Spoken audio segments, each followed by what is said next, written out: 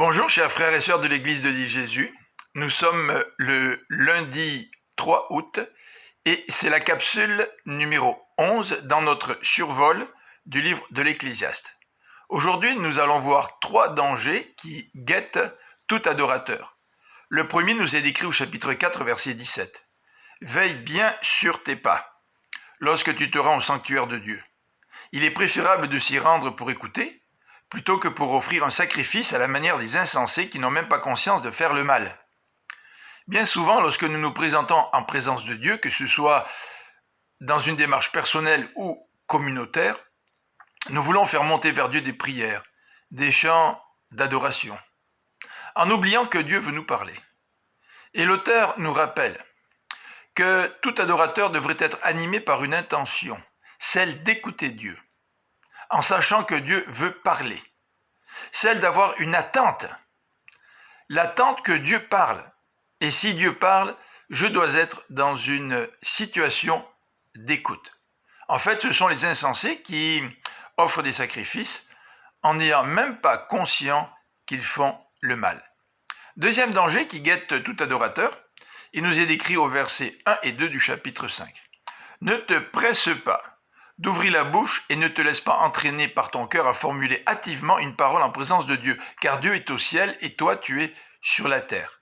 Que tes propos soient donc peu nombreux. En effet, de même que les rêves naissent de la multitude des occupations, de même un flot abondant de paroles engendre des propos inconsidérés.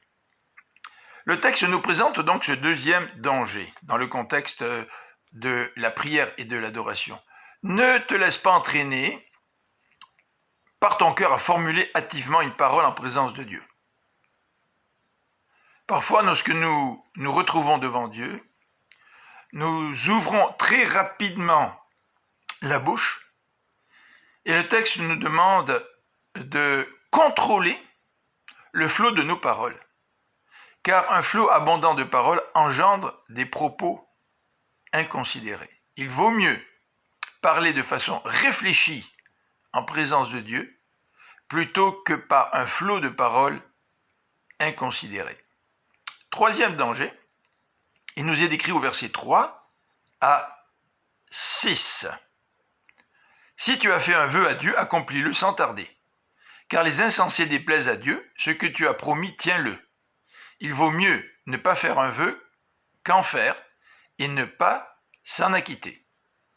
Donc, le conseil, l'exhortation est claire. Ne fais pas des vœux inconsidérés à Dieu. Il vaut mieux ne pas en faire que de faire des vœux sans les mettre en pratique. Car le danger du verset 5 nous guette. Ne laisse pas tes paroles te charger d'une faute. Un vœu inconsidéré que nous ne pouvons pas accomplir va avoir comme conséquence que nous allons nous charger d'une faute.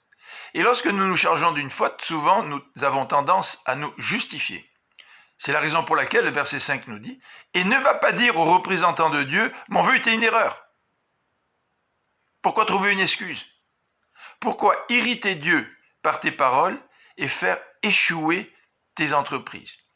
Si nous formulons des vœux devant Dieu et que nous ne les accomplissons pas, Dieu ne sera plus avec nous dans nos entreprises. Et le verset 6 nous présente un deuxième thème qui commence à apparaître dans le livre de l'Ecclésiaste. C'est pourquoi, là où il y a abondance de rêves et de multiplication de paroles légères, crains plutôt Dieu. Jusqu'à présent, le thème qui a été abordé, c'est celui de la vanité de la vie.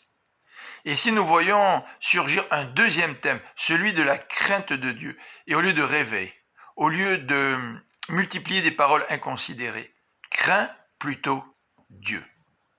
Dans les jours suivants, nous allons revoir à plusieurs reprises ce thème de la crainte de Dieu. Et en attendant, je vous souhaite une bonne fin de journée, que le Seigneur vous bénisse et vous donne sa paix. À bientôt.